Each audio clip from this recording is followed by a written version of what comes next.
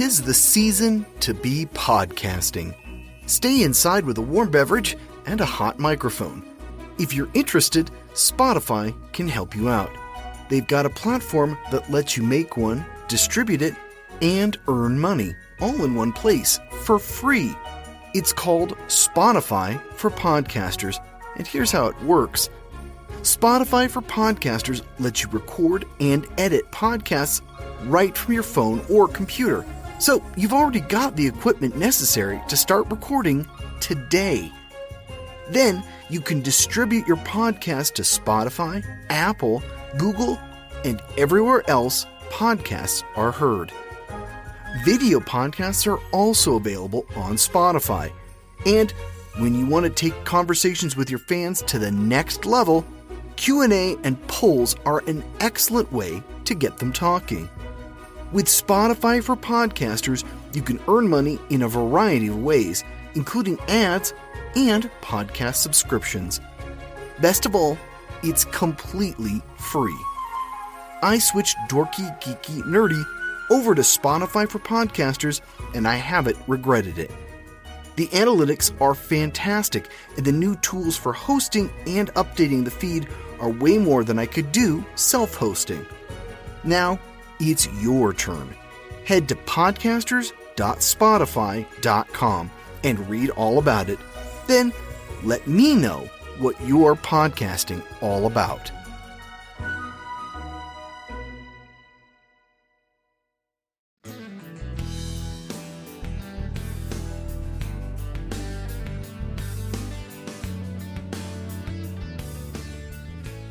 "200 episodes? That calls for something special." Hey gang, I'm your host Brian Rollins, and this is the Dorky, Geeky, Nerdy Trivia Podcast. 200 episodes? Yep, 200. So for that milestone, we're stepping away from the States to cover the U.S. capital, Washington, D.C. It's the same format as always, 3 rounds of 10 questions each. But you've done this a few times, so most of you know the drill. With that, let's get going. The Dorky Round. Number 1. What is the address of the White House?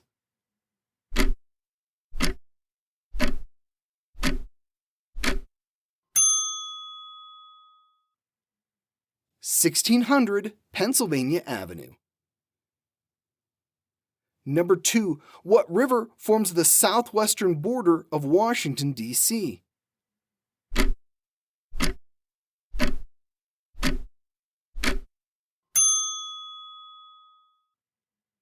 The Potomac.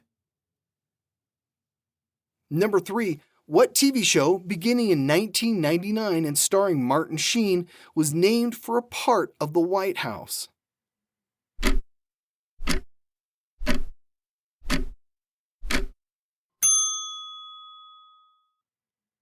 The West Wing. Number 4. What engineer, TV host, and science educator was born in D.C. in 1955?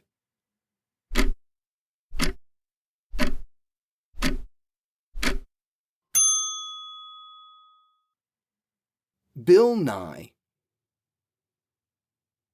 Number 5. Born in Washington in 1948, what actor has appeared in the Star Wars, Marvel, and Jurassic Park franchises?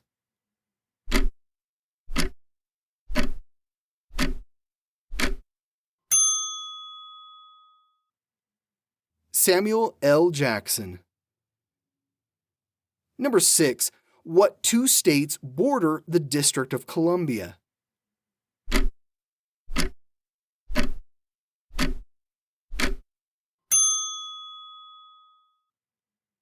Maryland and Virginia.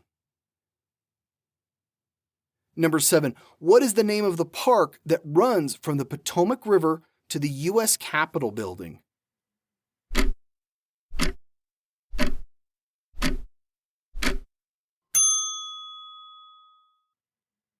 The National Mall. Number 8. Large crowds gather for each presidential inauguration.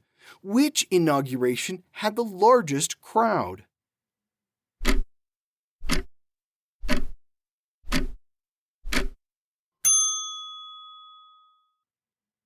Barack Obama's first inauguration in 2009, the National Park Service estimates that about 1.8 million people attended. For comparison, the 2017 inauguration had less than a quarter of that. Number 9. What Tennessee senator, vice president, and 2000 presidential candidate was born in D.C. in 1948?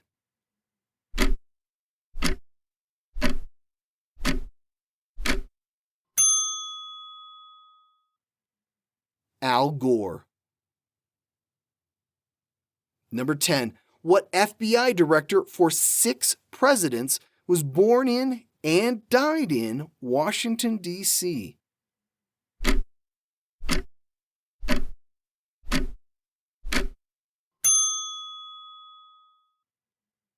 J. Edgar Hoover. The Geeky Round. Number 1. What 2009 Dan Brown novel and sequel to The Da Vinci Code takes place in and around Washington, D.C.?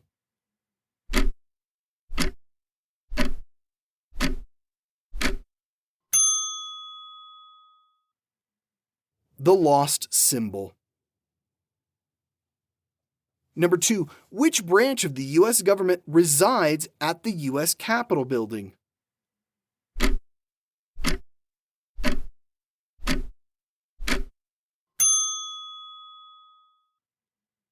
The legislative branch, the House and the Senate. Number 3. What sits at the western edge of the National Mall in Washington?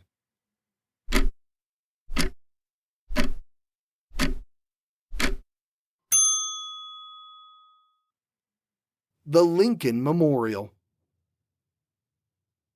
Number 4. The cherry trees found around Washington, D.C. were a gift from what city?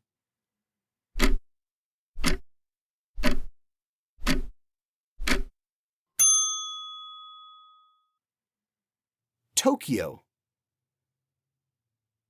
Number 5. The British Army set fire to the White House during which war?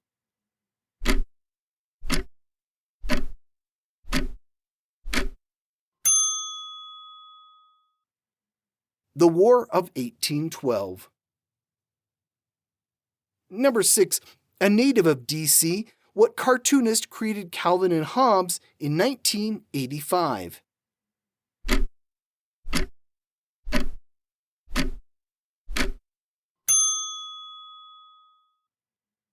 Bill Watterson.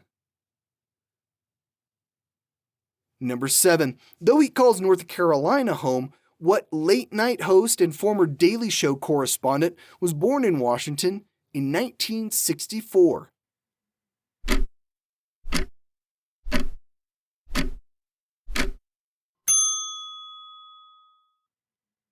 Stephen Colbert. Number 8. Born in D.C. in 1960, what presidential son died in a plane crash in 1999?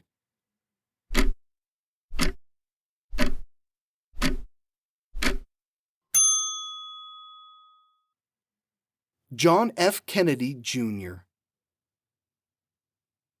Number 9. Before she was Willow on Buffy the Vampire Slayer or Lily on How I Met Your Mother, what actress was born in Washington in 1974?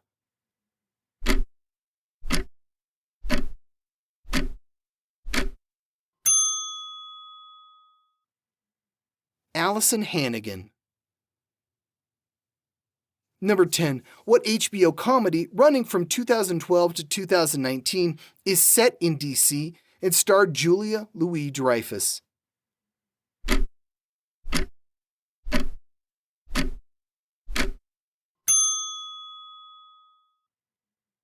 Veep. The Nerdy Round. Number 1. What sci-fi villain is sculpted into the Washington National Cathedral as a gargoyle?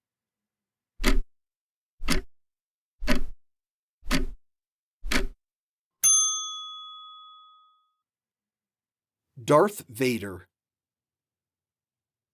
Number 2. Who was the first president to reside in the White House?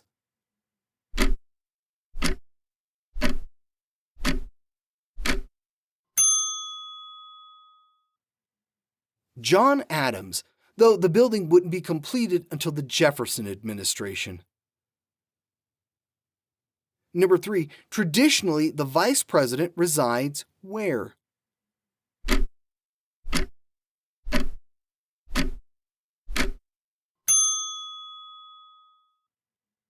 The Naval Observatory. Number 4, before it was known as the White House, what was the building called?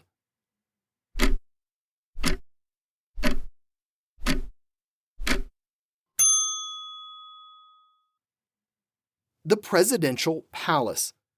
Theodore Roosevelt officially changed the name in 1901. Number 5, what phrase is found on District of Columbia license plates?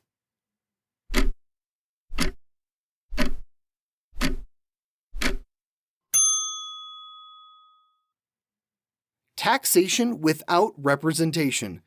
Residents are rightfully salty about not having a voice in Congress.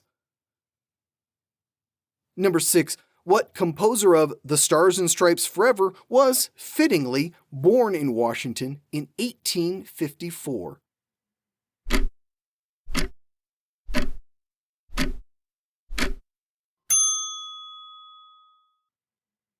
John Philip Sousa. Number 7, what 2006 Mike Judge movie gave us an alarming look at a future Washington, D.C.?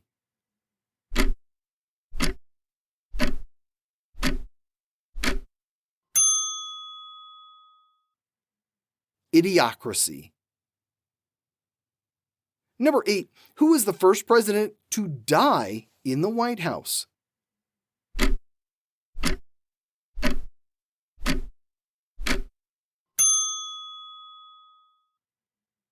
William Henry Harrison. He fell ill and died just 30 days after his inauguration. Number 9. A copy of what famous document is buried under the Washington Monument?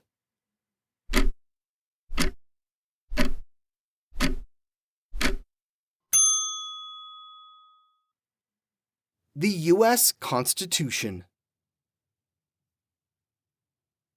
Number 10. Which memorial would you find at the southern edge of the tidal basin?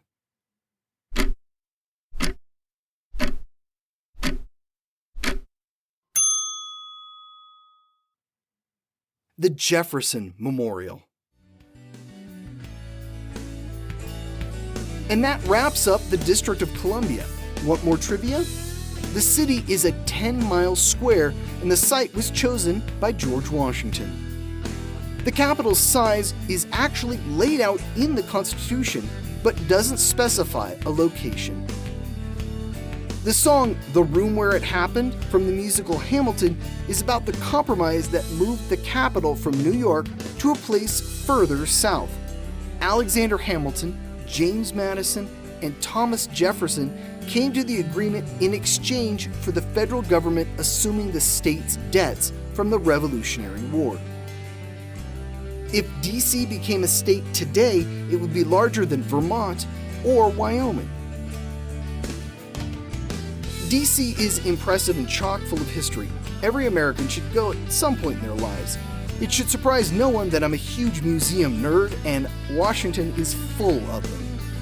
There's also something special about reading the Declaration of Independence or the Constitution from the original document. Thanks for joining me on 200 episodes. I couldn't do this without your support. For those of you still trying to figure out the order of these episodes, do not factor in this episode into that order. It's a special case. We'll be back to more U.S. states next week. Here's a clue.